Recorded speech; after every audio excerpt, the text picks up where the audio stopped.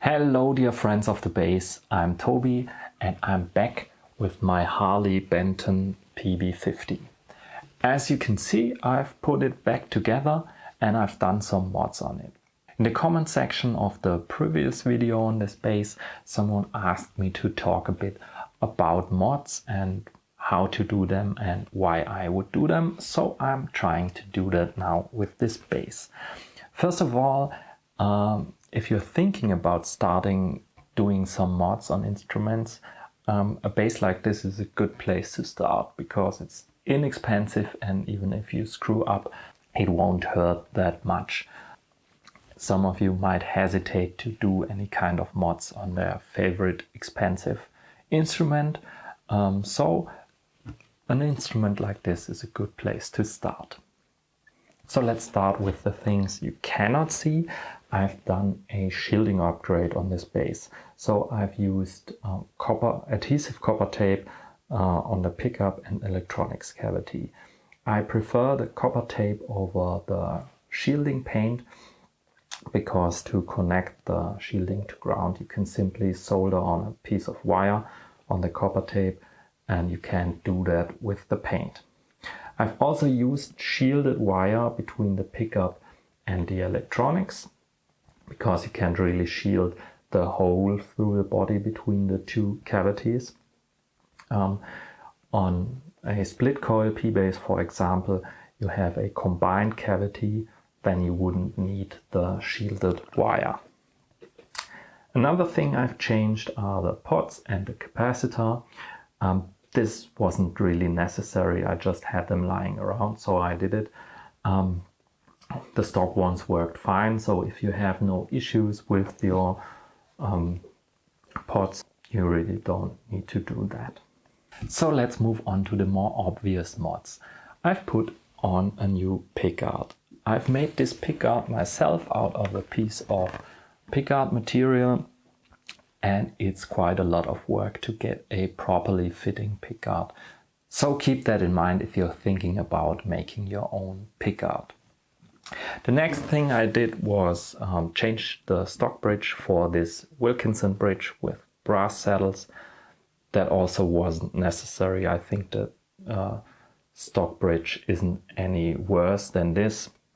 I just thought these brass saddles match the vintage vibe of the instrument better.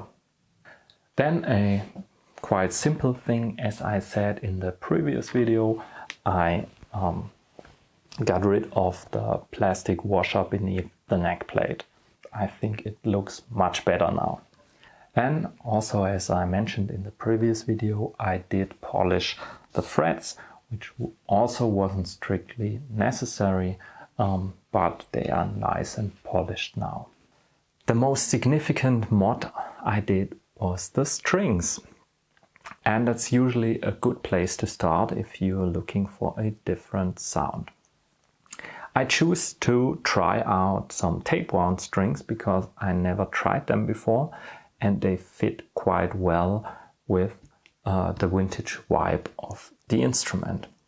With tapewounds there's two things to consider. The first being that they're usually a bit thicker than your standard round wound strings, so I had to widen the slots in the nut. The second is, since the outer layers of the strings aren't conductive, the strings aren't grounded through the bridge, and so you are not grounded when playing the strings, when touching them.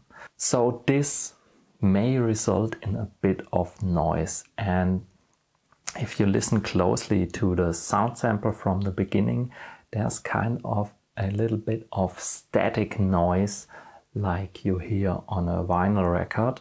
I think that's because the strings aren't connected to ground. So these are the things to keep in mind when using tapewound strings. One thing I didn't mod are the tuners. Usually the tuners tend to be the weak spot on lower priced instruments, but these are just fine, so I left them there. If you would want to change the tuners for some Goto, Hipshot, Schaller or any other brand of tuners, There's a problem that although these open gear tuners often look very similar, the screw patterns are often not exactly the same. So I would recommend looking at the drawings, which are usually offered on the website of the manufacturers with the exact dimensions, so you can measure if the screw hole pattern will fit or if you have to drill some new holes. So if you have any questions left on modding or this bass, feel free to ask them in the comments. Maybe your questions will spark some ideas for future videos. If you've liked this video, please hit that like button. That's it for now. Thank you for watching and see you the next time.